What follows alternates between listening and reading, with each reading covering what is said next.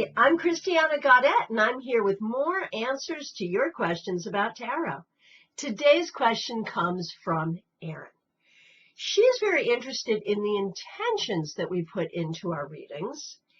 And her first question is, when you're reading for a client, how do you know you're not channeling your own energy and issues into the cards and therefore reading for yourself rather than the client?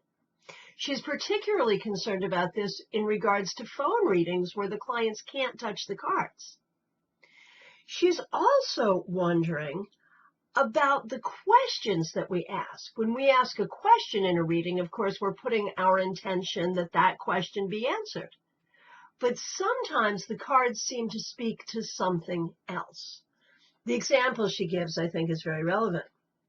She says, right now she's going after new jobs. And it's all consuming. But she went to her cards and the question she asked was, tell me something about my love life. And the cards she got seemed to not relate to love at all, but related to the career issue instead. She interpreted it as saying, sort out your professional life before you even try to get involved with a guy. She's wondering what I think about that. Okay, so let's start by talking about what happens when you're doing a reading for someone and the messages that are coming out of your mouth actually resonate for you. When you say, oh, wow, I was just thinking about that, or that could be my reading, or I was just talking with someone about that. This is my life. And of course, the tendency is to think, well, if this reading is coming out for me, then it's clearly not for the person I'm reading for. And you know what? The universe is both more complex and more simple than that. The bottom line is this. Often when we read for someone, we will hear a message that resonates for us. That is one of the beauty parts of being a tarot reader, because we are constantly downloading information from the universe. Just because we happen to hear something in a reading that we're giving that resonates for us does not mean it's not a valid reading for the person we're reading for. Oftentimes, the universe will give the same message to more than one person at a time, because you know what? We're all in the human experience together, and we all experience similar things. That's why the archetypes of tarot speak so profoundly to us, because we all have the same experiences, lessons, characters that we meet. These archetypes are archetypes for a reason. We all experience them.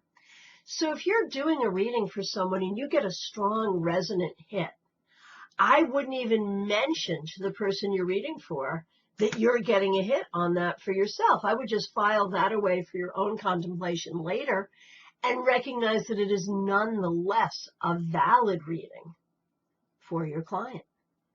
Now, this also happens if you happen to be working in a group setting, as I often do, where either you have a number of people at your table and you're giving individual readings, but they're all hearing and participating. Or sometimes I work in a gallery setting where I will have many people, anywhere from 20 to 300 people in a room, and I'm giving very short readings to different people. I always instruct my audience that if you hear a message that resonates for you, even if it's not being delivered directly to you, it may be your message too. So I think this is true not just in tarot readings, but in life. When you get a message that gives you resonance, take it. It's yours. But that doesn't mean it's not someone else's as well. Now, the other part of that question was kind of mechanical in the sense of when you're doing a phone reading or a Skype reading, when you're at a distance and people can't touch the cards, how do you make sure it's their energy in the cards? And I'll tell you, sometimes even when I'm in person, I don't let people touch my cards all the time. So how do I make sure it's the client's energy that's in my cards? Well, I just focus on it. I just set the intention. And I think the question, Erin, that you asked is Is setting the intent with the spirits, guides, powers that be enough? My answer is yes. I might do it by saying the client's name or even singing the client's name. I might do it by just holding the cards to my heart and focusing in on the client. Even if I've never met them, even if I don't know what their name is, I can simply reach out and say, this reading is for this person, and it will be. Now, the next question. What happens when the cards are relevant to you, but do not answer the question you asked? And this can be very frustrating, either when reading for yourself or reading for other people. It can be sometimes frustrating for the people we read for. The one thing I would say, and Erin, I really appreciate your interpretation, the idea that you want to know about your love life, the universe gives you information about your career, and so you say, okay, I need to deal with my career before I can really focus on my love life. And that's a legitimate thing, whether it's energetic, logistics, time, for whatever reason, that may be legitimate advice. I think that sometimes it's more satisfying when that happens to say to the universe, okay, I get that I shouldn't be focusing on my love life right now. Why? And pull some cards. So if I do this for you, Erin, and I say, okay, we get that Erin needs to focus on work before she focuses on her love life, what does she need to know about that? So that's my question. I'm going to shuffle, and I'm just going to pull the number of cards that seem right. Interesting. Wow. Okay. So I felt like pulling a bunch of cards there. And that's, it could have been 1, it could have been 10, it could have been any number. It's just what feels right. So here's what we've got. 9 of Cups reversed, 6 of Swords reversed, Page of Wands reversed. These reversed cards, 9 of Cups reversed would be not being fulfilled. 6 of Swords reversed would be not moving forward. Page of Wands reversed might be not finding a mature relationship. So historically, Erin, it seems like your love life has not been satisfactory. Now, the other cards we see here, 10 of Cups in its upright position, 5 of Swords in the upright position, the Fool, and the Star. That says a couple of things to me. First of all, when we look at the Fool and the Star, that says that career is very important to you. It's not just about making money. You need to really establish yourself in your career, because when you attract someone, you need to attract someone who respects your career as much as you do, who respects you as a career person.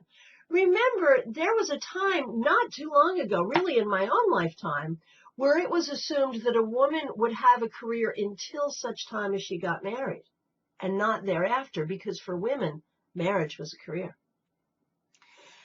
So I'm not suggesting that you are steeped in this old way, but I am saying that for one reason or another, you need to define yourself, your identity, and your energy successfully within your career to make sure you attract someone different from what you've had in the past, who can really respect and appreciate and support that. Now, the 5 of Swords kind of speaks to what you were saying, Erin.